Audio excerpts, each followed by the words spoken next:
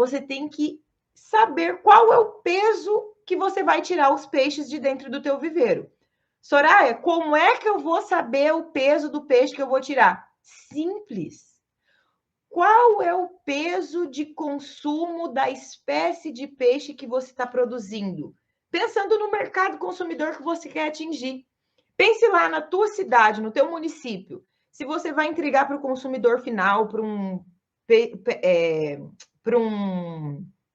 uma peixaria, para um restaurante ou direto para um frigorífico, independente da maneira que você vai comercializar o teu peixe, pensa assim, ó, qual é o peso do peixe que essas pessoas que vão comprar o teu peixe consomem?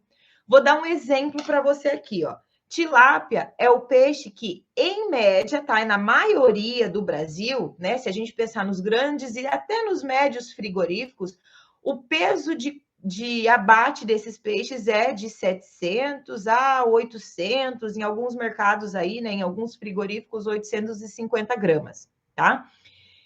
Para peixes nativos, tais como tambaqui ou a tambatinga e o pintado, o peso médio a nível nacional, assim, de comercialização, de abate dessas espécies, é em torno aí de 1,8 kg, 2 quilos, tá? É o peso médio.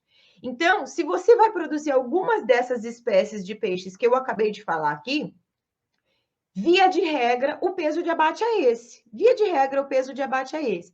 Mas existem algumas particularidades de mercado, como, por exemplo, a região do Amazonas. É uma região que gosta de consumir uma tambatinga, um tambaqui, com peso maior, né? Um peixe maior, um peixe mais gordo, que tem uma quantidade de gordura ali um pouquinho maior, que é preferência do hábito de consumo daquela região.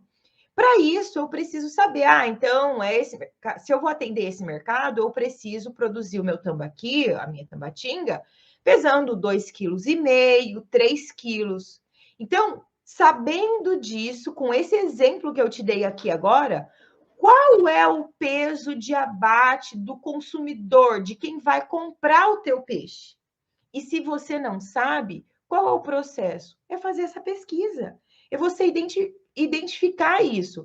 Porque sabendo dessa informação, você consegue fazer o dimensionamento da quantidade de peixes que vão ser possíveis de ser colocados dentro do teu viveiro, tá?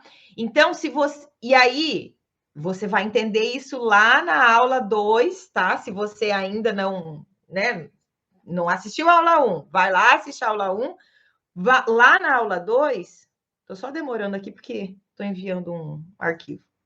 Lá na aula 2, eu vou falar sobre capacidade de suporte. E a capacidade de suporte, que nada mais é do que o máximo da quantidade de quilos de peixes que eu consigo produzir dentro do viveiro, vão depender dessas informações aqui que eu estou te falando. Tamanho do viveiro, sistema de produção, volume de renovação de água e peso de abate. Porque o peso de abate, imagine aqui comigo, vamos fazer uma continha rápida. Se eu tiver 1.000 peixes dentro de um viveiro que eu vou abater com peso médio de 1,8 kg, eu vou ter 1.800 quilos de peixe. Agora, se esse peso do peixe passa a ser 3 quilos, eu tenho 3.000 quilos de peixe dentro do mesmo viveiro, é quase o dobro. É quase o dobro. Então, o máximo da capacidade de suporte do viveiro depende sim do peso de abate. Depende sim do peso que você quer tirar o teu peixe no final. Porque se você não conseguir chegar o peixe lá no peso que você planejou, é porque você está sendo ineficiente em fazer o planejamento, é porque você está sendo ineficiente em fazer o cálculo da quantidade de peixes de acordo com a estrutura que você tem aí. Sistema de produção, volume de renovação de água, tamanho do teu viveiro e estratégias de manejo. Eficiência de remoção de matéria orgânica, eficiência de remoção de compostos nitrogenados, ok?